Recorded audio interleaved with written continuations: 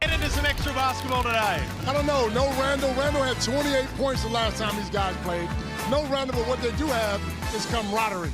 These guys are playing a lot better together. They're filling each other out, and I think they'll play well tonight. Well, as you said, no Randall, but let's just have a quick look at the ladder, because for the Adelaide 36ers, every game right now is essential, because you look right there at the top, Sydney, Southeast Melbourne, they're pretty safe right now, playing some good basketball, but it's on the bottom end of the ladder that we need to focus. Adelaide, it is danger zone. Although they lost on Friday to Perth, you can tell that they're playing better. They look better as a team. They look better as a group.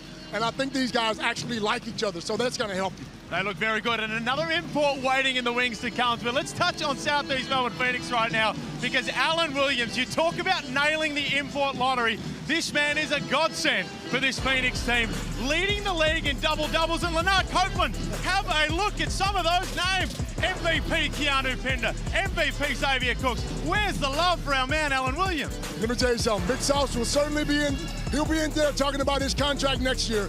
5 double-doubles in the last 5 games. And when I spoke to him earlier, he said, that's what I do. I bring the double-doubles. Hey, they always say that's what they do, and that he won't get a double-double tonight, and we'll see what happens there. But he's a lucky man, because he's playing with one of the most unselfish superstars in the league, in Mitch Creek, who he's a guy that I reckon could average 25 a game, but he chooses to pass the ball and share it around amongst these bigs. Easy. These guys played together in the G League, and they have that friendship.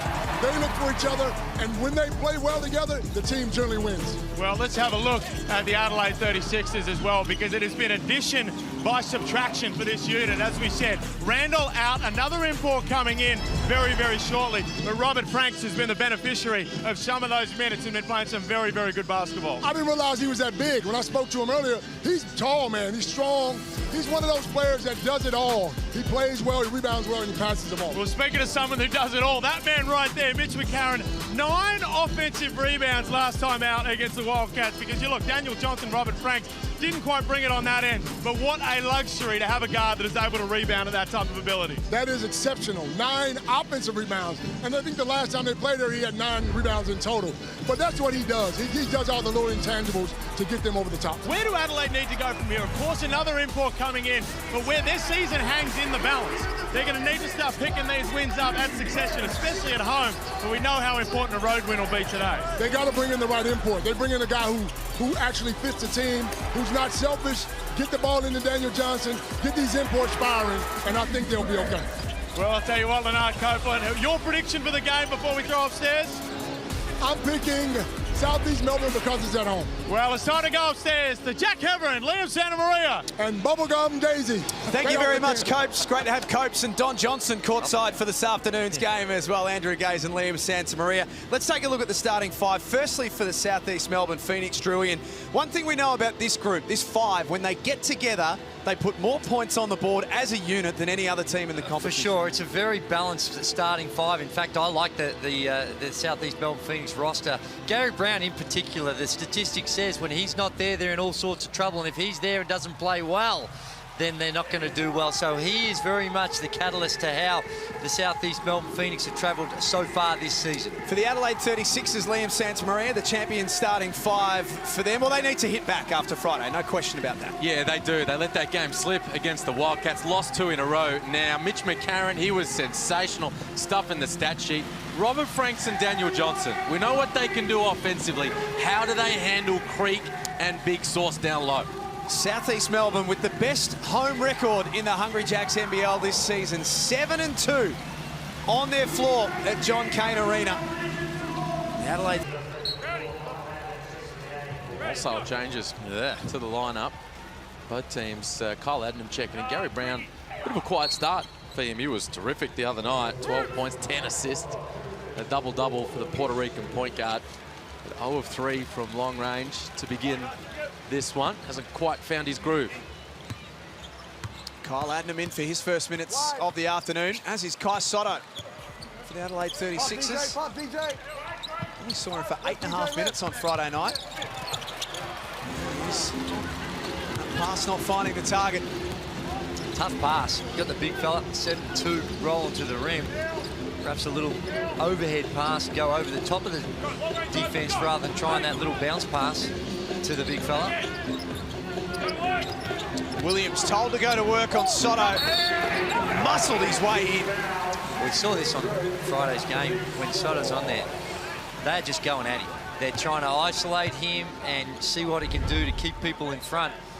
Just that little bounce pass that I'm talking about. Good coverage there by Williams was in enough to still be able to put some pressure on that pass. And there's the isolation. Strong hit straight into the chest of Sotto and makes that little bit of separation.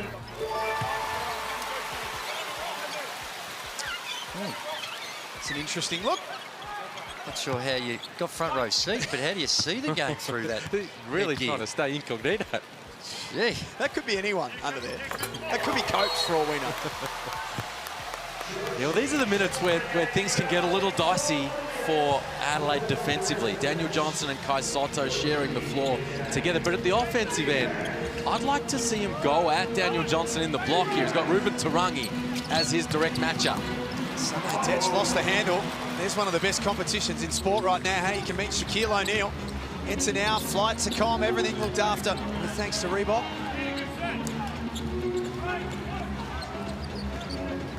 Kel with 8. That floater was well short. And Drimic up the floor quickly. Adnan commits the foul. And one of the big challenges that the Phoenix have got is how they reintroduced Zhou back into the lineup. And he's missed a lot of basketball. Came into the start of the season not in great shape. Got hurt with a calf injury and has spent a lot of time on the sidelines.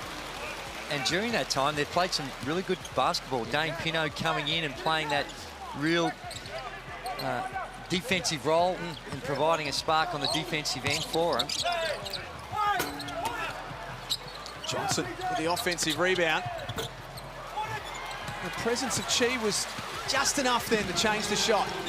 That's what he can do. He's good rim protector. Tarangi, all sorts of wide open. Ron Brockhoff hustles and comes up with it. Final minute of the opening quarter. Chi had the seal and the jam. Well, Sotto there just tries to full front, and if you're going to do that, you need two things. You need extreme ball pressure to make that pass a lot tougher, and you certainly need someone on the weak side hedging a little to be a deterrent. 9-point lead right now for the Phoenix. It's a game-high lead for them. It's been a good defensive effort. 5 of 17. Now, the Adelaide 36 have been blazing away. Worked a lot from the three-point line where they're only 2 of 9. But 5 of 17, 29% so far for the Adelaide 36ers. That combined with 4 turnovers is a big reason right now they trail it by 9. Okay, so I'll tell my guys. Since scores were level at 7 apiece, it's been a 15-6 run from the Phoenix, Liam. And as Gazy said, it's all started at the defensive end of the floor. Yeah, the pressure's been pretty good. They've been executing the scat. They've dodged a couple of bullets. Wide open looks from Daniel Johnson from long range, and a couple of other guys getting some pretty good looks, but they've been making them pay down the other end, running it, pushing the ball, getting on the rim. And the quick release 3, a little 2-for-1 offering. That'll be good for his confidence. Now the lead is 10. Adelaide have had some issues with the way they're starting games this season. It's a problem for them again today. Shot clock at 7. Detch into the lane. That's got to count, I would think. Fouled in the shot. Looked like it hit the backboard.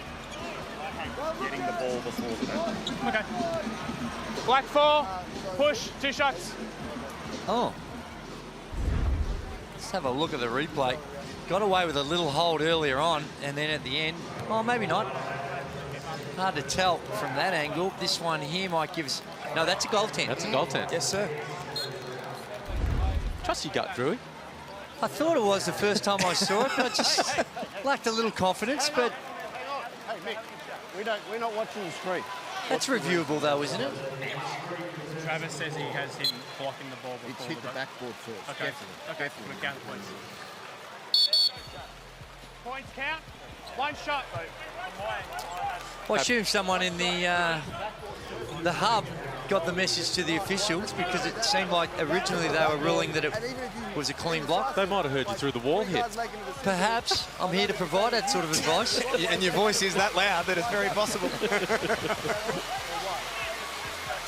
It's common sense, everyone working together. Well, that's right. Got the right outcome in the end. Ditch with the extra. 7.3 seconds for the Phoenix.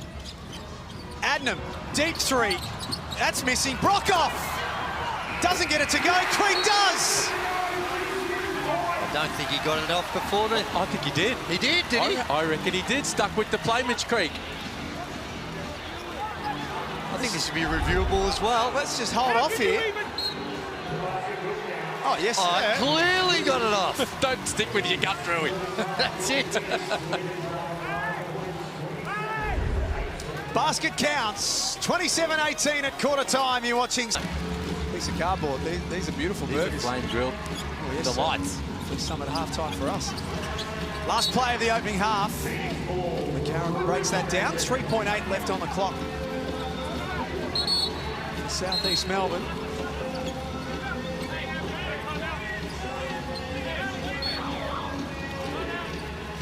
Simon Mitchell wants to draw something up. He had a timeout to burn. Why not?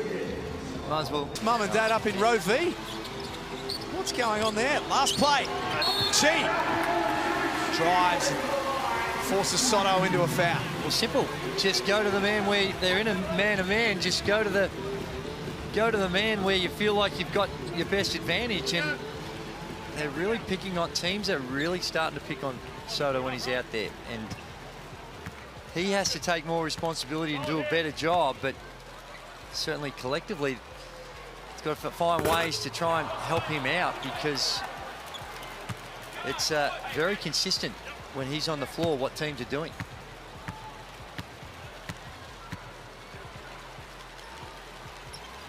Chi makes the second. 56-41. Adelaide needs something special. What about that? Sunday ditch, like a quarterback. Love it. Threw that thing from one end of the floor to the other, and Robert Franks did the rest. He looked like Tom Brady. Perfect. Might have got away with a little push in the back there. That's okay. Let him get away with it. What a pass. Thank you for watching. Kung nagustuhan mo ang video na ito ay mag-subscribe ka na sa ating channel. Paki-follow na rin ang ating Facebook page, Utak Pilipinas. Again, this is D Sports TV. Paalam.